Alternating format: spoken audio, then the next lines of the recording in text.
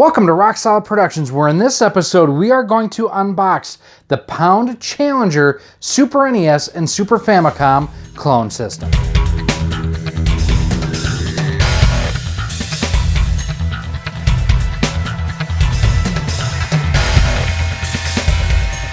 Hello and welcome to Rock Solid Productions. My name is Gary, your host here. If this is your first time to the channel, welcome. I really appreciate you stopping by. Do me a favor, go ahead and hit that subscribe button, because that way each and every time we do come out with a new piece of content, you are kept the most up to date. And especially with something like this, the unboxing of the Pound Technologies Challenger, this is just the unboxing. We're going to do a full-blown review coming in the upcoming days and weeks. So this unit itself was actually sent to us by Ryan at CastlemaniaGames.com. Make sure you stay tuned till later on in the video. I'm going to give you some tips on how you can save money when you do order from CastlemaniaGames.com. The Pound Challenger, this is a new challenger in the world of clone consoles. I've kind of got a thing for clone systems, and what can I say? I like clone hardware.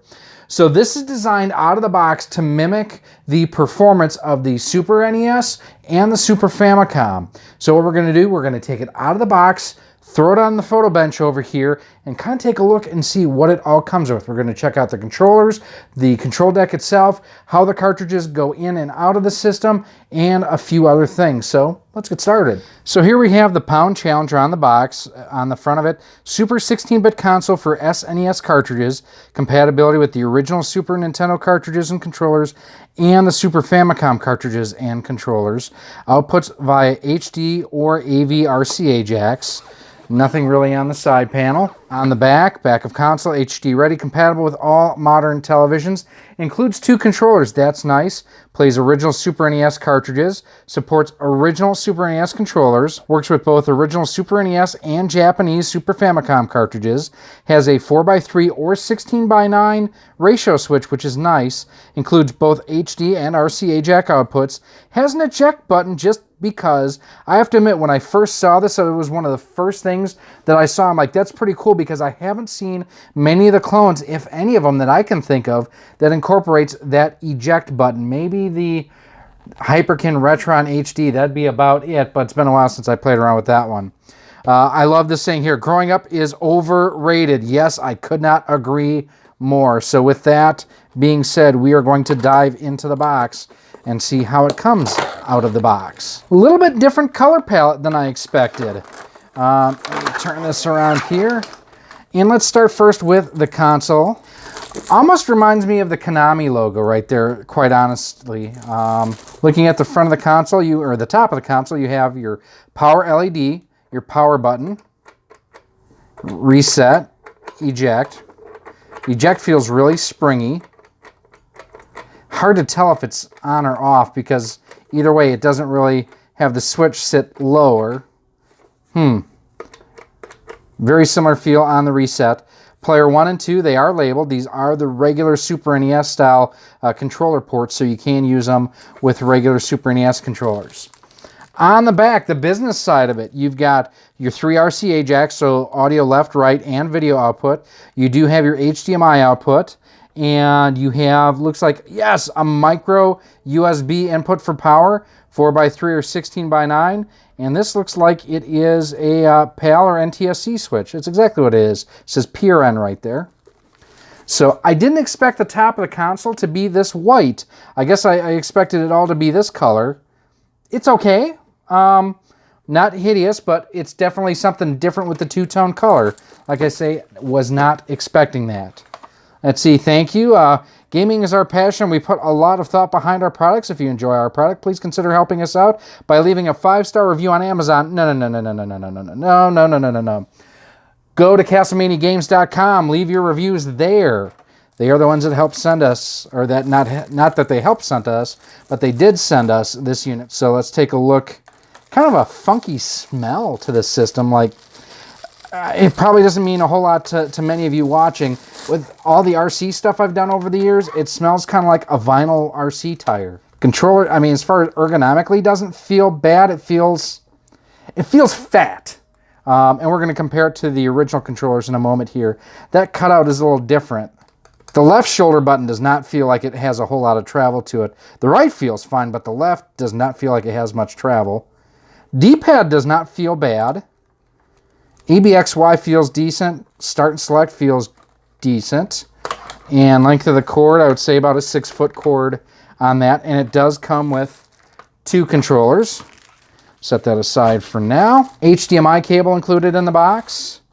You have your power brick, and I'm always interested what the power ratings are. Just see if I can use it with my multi-outputs. And this is a 5-volt, 1 amp. It does include your micro USB plug right there and your AV cable. So all in all, a pretty well put together package.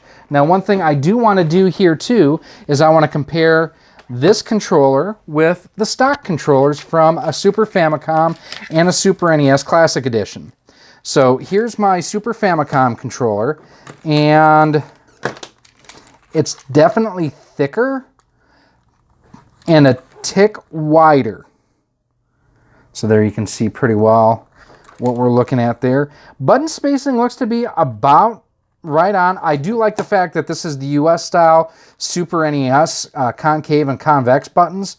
What I would like to see is someone do is this button shape with that button color. I absolutely love the button colors on the Super Famicom controller. Yeah, that L trigger does not feel great.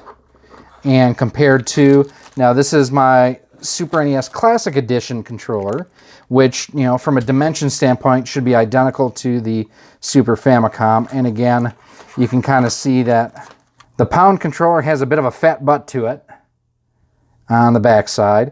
The L and R shoulder buttons are considerably larger than what the Super NES Classic Editions are. D-pad is larger. It looks like there's more travel to these buttons than those. Yeah, I'd say that is the case, that you get more travel out of the original equipment than out of the pound controllers. Speaking of the controllers, let's just check and see how the controller ports themselves feel. Hey, going pretty solid. It's kind of a tight fit. It'll probably loosen up over time. Let's again check my Super Famicom controller. Still a tight fit. That tells me that it's on the console more than the controller side. So what is this size-wise compared to the originals? Well, I just happen to have them right here. So here it is next to an original US release Super NES. And as you can see here, it is considerably shorter that way. Considerably narrower as well. But this doesn't need to be retrobrighted like this does. Holy cow, I just noticed how yellow the back of my Super NES is. I've got to retrobright this. This looks a lot better than that does. So that's how it is compared to a Super NES. Now, compared to a Super Famicom, there we have there. This I have actually retrobrighted. So we'll do the same type of comparison. There's the height and width. It's actually closer to the width on the Super Famicom than the Super NES. And there you can see the height too. This is a little bit shorter laying down than that is. And then finally, I also have my Super NES Junior sitting here. I would say those are almost the same size. Height damn near identical. Front to back, pretty identical. That's very close there. So good to keep in mind that it is about the same size as the Super NES Junior. Now let's take a look at the cartridge slot, because that's another issue that some clone systems have. Some have a death grip on games, some hold games very loosely. So we have a few games set up here. We're going to start with Super Metroid. Goes in, it's got a good crunch going in. Eject button works.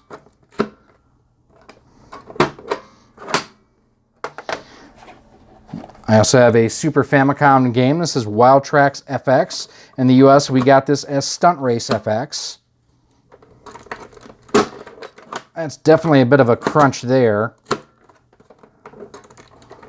Wow! That really holds the Super Famicom games tight. Let's see about just pulling it out. Oh my goodness. It's a tight grip on your cartridges, guys. And the last one I'm going to test here is, I have my Super Game Boy cartridge.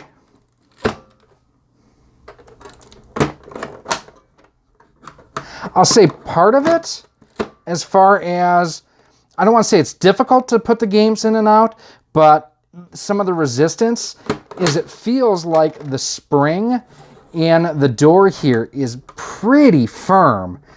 Looking inside, you can see the pin connector and everything, how it's basically just screwed down inside the plastic bosses.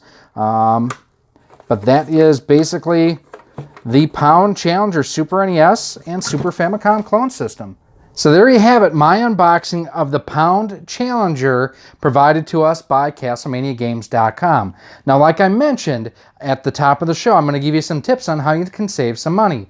Head on over to CastlemaniaGames.com, and on orders of $20 and up, you actually qualify for free standard shipping in the US. And for most items on the website, if you use promo code ROX10, you'll actually save 10% on your order. Now, there are some items that does not apply to. If you do have any comments or questions about the Pound Challenger, make sure you leave it down below in the comments. You can also email me your questions at rocksolidmail@gmail.com. We do read all of our questions. And the cool thing is, too, if you have questions that you want answered during our full-blown review, which we'll be doing too, make sure that you either email it or post it down in the comments. In addition, you can also send me any questions that you might have over on our Twitter account at RockSolidStudios or on our Facebook page at facebook.com/RockSolidProductions. If you want to help support the show too, there's a couple different ways you can do that. Make sure you check out our Teespring store. The link is on screen right now. You can also join us over on our Patreon page at patreon.com/RockSolid. For as little as $1 a month, you get early access to all of our video content, exclusive one-on-one conversations with me, and a whole lot more. That's patreon.com/RockSolid. And finally, I've been banging this drum for a while now. Head on over to GoFundMe.com/Camilla-Gonzalez. My friend Gerardo, his little girl Camilla, she's only 4 years old. She's going through cancer right now. And I would appreciate anyone here in the Rock Solid community that would be willing to go over there, throw a buck or two towards them. They're trying to help pay off those medical bills. Cancer, it's a terrible disease. I hope you never have to go through it. But if you could go help my friend Gerardo, I would greatly appreciate it. And don't forget, like I mentioned at the top of the show, hit that subscribe button. That way, when we do come out with our full-blown review of the Pound Challenger, you are kept up to date, especially if you hit that bell notification. You'll get an alert on your phone, tablet, email, whatever your different preferences that you have. So the Pound Challenger, there are things I already like about it. There are things that I'm concerned about. I love the fact, first of all, that it's both HDMI and AV. That's really cool. 16:9 and 4:3 switch, definitely a winner. The PAL NTSC switch, another great feature to have on here.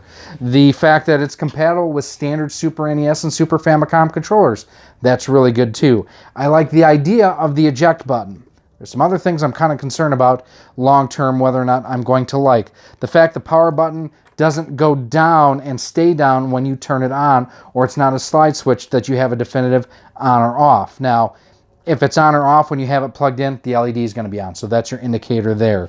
The eject button, kind of a tight fit on the cartridges, so that's something that you'll definitely want to be aware of too. And the controller, I'm not quite sure how I feel about it yet. Like I say, it feels, you know, to be kind of blunt, it feels like it's got a fat ass. And trust me, but I mean, it's definitely interesting. The travel does not seem nearly enough on definitely the shoulder buttons, and the ABXY feel a little bit shallow there. The D-pad feels awesome. The start and select feel great too. Not sold on like the deviated septum look here. I don't know how else to call it. We'll find out when we do the full-blown review. But I am Gary. This has been Rock Solid Productions with our unboxing of the Pound Challenger Super NES and Super Famicom clone system. I thank you for watching, and I hope to see you real soon.